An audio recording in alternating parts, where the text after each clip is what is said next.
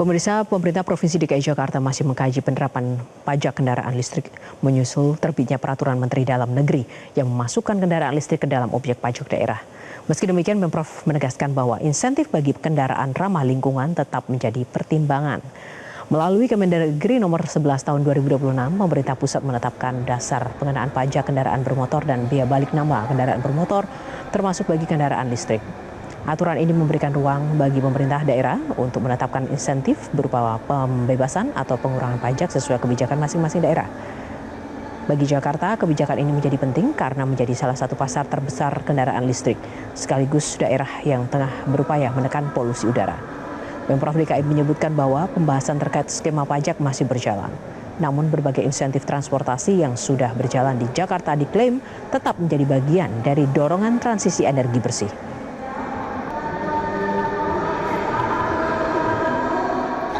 Bicara soal insentif terkait dengan transportasi, rasa-rasanya Jakarta ini cukup unik dan cukup menjadi sebuah daerah yang berbeda dengan daerah lain. Kita punya yang namanya subsidi transportasi.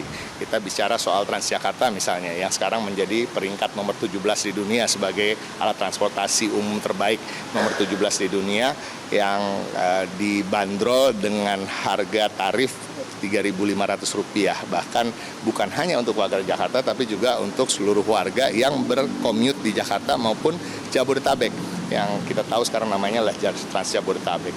Nah, terkait itu tentu itulah bagian insentif. Yang kedua tentunya ada untuk warga Jakarta asli dengan KTP Jakarta, ada yang namanya 15 golongan gratis. Jadi insentif-insentif itu tetap berjalan, artinya selain juga yang namanya bebas ganjil genap. Karena kan ganjil genap tidak berlaku di daerah-daerah lain misalnya. Pemirsa, pemilik kendaraan listrik sebagian besar menolak adanya pengenaan pajak pada kendaraan mereka dan juga mempertanyakan alasan dibalik penerapan pajak yang justru tidak sesuai dengan jaminan saat awal pembelian kendaraan listrik. Albab, untuk aturan yang pemerintah buat ya, yang awalnya perjanjiannya 0% pajak tiba-tiba dirubah menjadi ada pajak, ya sangat amat tidak setuju lah, Kak.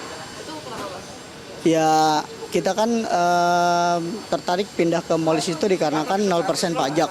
Tiba-tiba sekarang aturan berubah menjadi dikenakan pajak. Kalau gitu mah kita pakai motor bensin lagi aja, Kak. Karena kan kita nggak tahu untuk motor listrik ini kuat berapa lamanya kita belum tahu. Terus juga terbatasnya bengkel motor listrik, hanya bengkel-bengkel tertentu yang bisa. Beda dengan motor bensin kan di semua bengkel bisa, Kak. Saya sebagai driver mungkin nggak setuju ya, karena emang kalau mungkin pajak tahunan untuk kendaraannya itu sendiri pribadi ya, kan ada tuh yang lebih murah. Tapi cuman untuk hal-hal lainnya tambah ada pajak apa itu saya nggak kurang setuju, karena itu sama aja dengan dengan motor yang ada gitu. Sebenarnya nggak setuju sih, Mbak. Nggak setujunya ya karena gimana ya? Ya di sisi lain kan kita ngambil EV juga kan karena bebas pajak ya. Ya kalau dipajakin agak berat, masalahnya pajaknya larinya juga nggak jelas.